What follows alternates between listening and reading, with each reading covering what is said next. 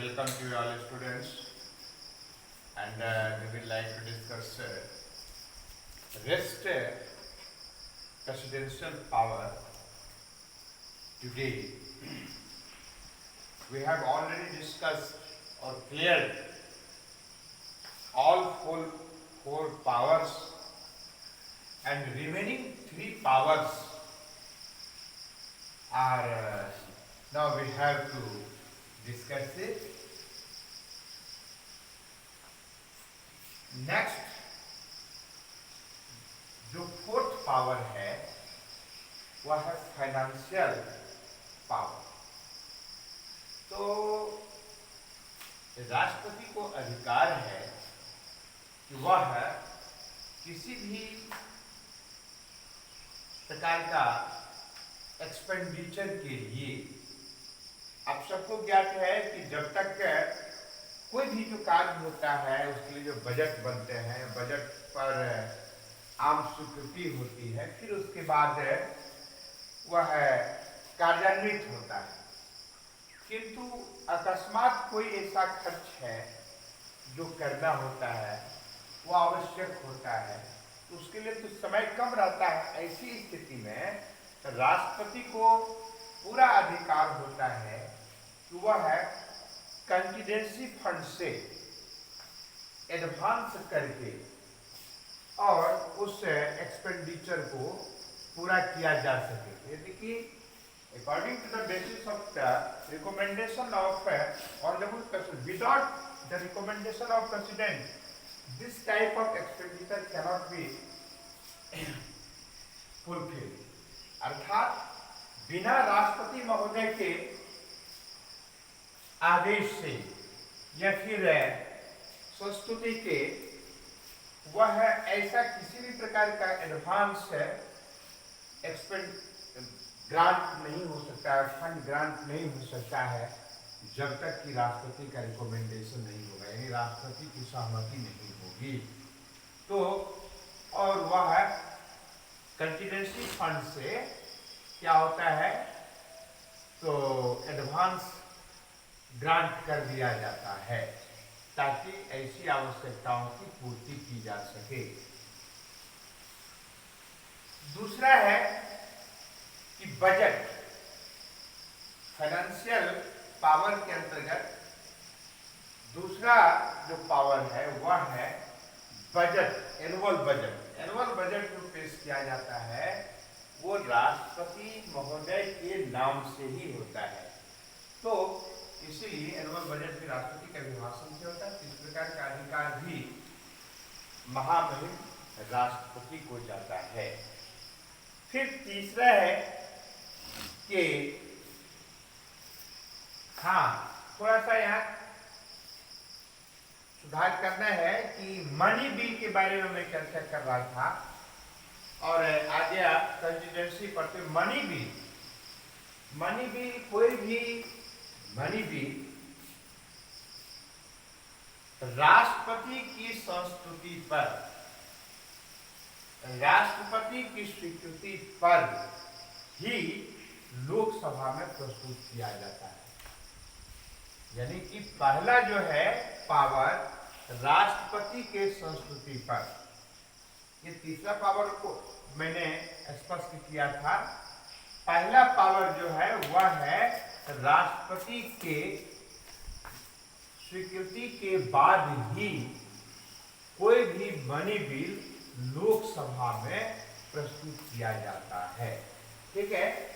दूसरा है annual budget. Annual budget क्या है कि वह राष्ट्रपति के नाम से ही वह इंट्रोड्यूस होता है। और तीसरा जो है वह ग्रांट जो होता है, कोई भी एडवांस, वो कंटीजेंसी फंड से, वह भी राष्ट्रपति के ही स्वीकृति के पश्चात। तो इस प्रकार का फाइनेंशियल पावर में ये तीनों पॉइंट्स आता है सामान्य रूप से। इसके बाद है जुडिशियल पावर। तो राष्ट्रपति का जो जुडिशियल पावर है वह है कि आप सबको ज्ञात है कि जब कोई व्यक्ति अनैतिक कार्य करता है उसके लिए कोर्ट ने सजा देता है, तो कोर्ट सजा देती है। अब ऐसी स्थिति में क्या है कि न्यायिक प्रक्रिया का विधान है, एक न्यायिक पद्धति है अपने देश में, किंतु लोअर कोर्ट, अपर court, district court, high court और सबसे ऊपर का जो कोर्ट होता है देश का, वो होता है सुप्रीम कोर्ट। तो इन विभिन्न कोर्टों में कोई भी मुद्दाले यदि मुकदमा करता है तो उस पर जो तहकीकात के बाद जजमेंट आता है तो उसको क्षमा करने का या उस पनिशमेंट को कम करने का अधिकार भी अंततः सुप्रीम कोर्ट के बाद भी एक ऐसी कड़ी होती है जहां पर पहुंचा जा सकता है। इस प्रकार का अधिकार महामहिम राष्ट्रपति महोदय को ही जाता है, किंतु उसके लिए भी है कि विधान है, प्रक्रियाएं हैं, उन प्रक्रियाओं के अनुरूप वैसे सामान्यतया राष्ट्रपति ऐसा, क्योंकि जज साहब का वो जजमेंट होता है तो बचने का प्रयास करते हैं। हाँ, अति विशिष्ट प्रकार का केसेज है जो देश के हित में, देश के कल्याण में उस व्यक्ति को यदि सजा कम किया जा सकता है, बदला जा सकता है या माफ किया जा सकता है तो वह ज्यादा बेनिफिशियल होगा, सोसाइटी के लिए बेनिफिशियल होगा। तो विशेष परिस्थिति में राष्ट्रपति को ही अधिकार होता है कि ऐसे पनिशमेंट में क्षमा वगैरह करने का, पनिशमेंट को बदलने का अधिकार महामहिम राष्ट्रपति महोदय को जाता है, पावर है। फिर उसके बाद एक है जुडिशियल के अंतर्गत, वह क्या है कि उसमें राष्ट्रपति के नाम से किसी भी प्रकार का क्रिमिनल केसेस इंट्रोड्यूस नहीं होगा देश के किसी भी अदालत में, जब तक कि वह राष्ट्रपति के पद पर बने रहेंगे। तो इस प्रकार का अधिकार भी राष्ट्रपति को है। अब है जो इमरजेंसी पावर है, इसमें चले आइए आप। तो इसमें क्या होता है कि वार और एक्सटर्नल एग्रेशन और आर्म रिबेलियंस की स्थिति में, यानी युद्ध की स्थिति, विद्रोह की स्थिति, सैनिक विद्रोह की स्थिति यदि बनती है तो वैसी स्थिति में इमरजेंसी पावर का प्रयोग करके राष्ट्रपति कानून को, शासन को, एडमिनिस्ट्रेशन को डायरेक्ट अपने हाथ में ले सकता है। इस प्रकार का अधिकार इमरजेंसी पावर के अंतर्गत आता है। ये संविधान के आर्टिकल, यानी आर्टिकल, इसमें विशद चर्चा है 52 में। क्या है कि इसी प्रकार का यदि एक्सटर्नल कोई विद्रोह की स्थिति, आक्रमण की स्थिति, युद्ध की स्थिति बनती है, सैनिक विद्रोह की स्थिति बनती है, तो वैसी स्थिति में राष्ट्रपति आर्टिकल 52 का अधिकार का प्रयोग करके और डायरेक्ट लॉ एंड ऑर्डर को अपने नियंत्रण में ला सकते हैं। इस प्रकार का अधिकार होता है। फिर उसके बाद आर्टिकल 56, इसका बहुत प्रयोग होता है जब लगता है कि देश में या किसी राज्य में संवैधानिक संकट की स्थिति उत्पन्न हो गई है।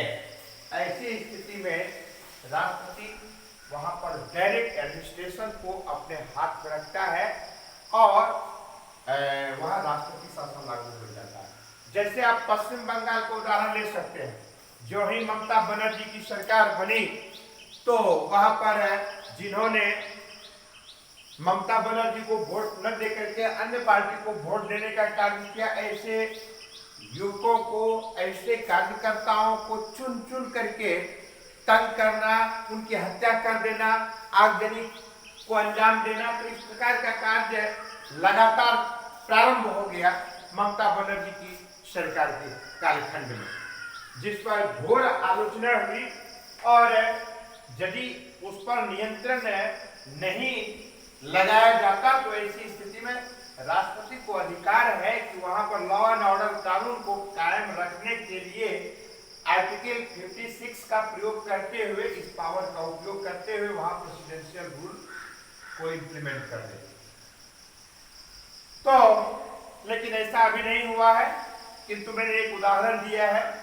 फिर आर्टिकल 60 है, ये इमरजेंसी पावर के अंतर्गत फाइनेंशियल स्टेबिलिटी को लेकर के कि राज्य में घोर वित्तीय अनियमितता की स्थिति यदि बन गई है, स्थिति चरमराने की सी स्थिति बन गई है, ऐसी विशेष परिस्थिति में भारत के राष्ट्रपति आर्टिकल 60 का प्रयोग करते हुए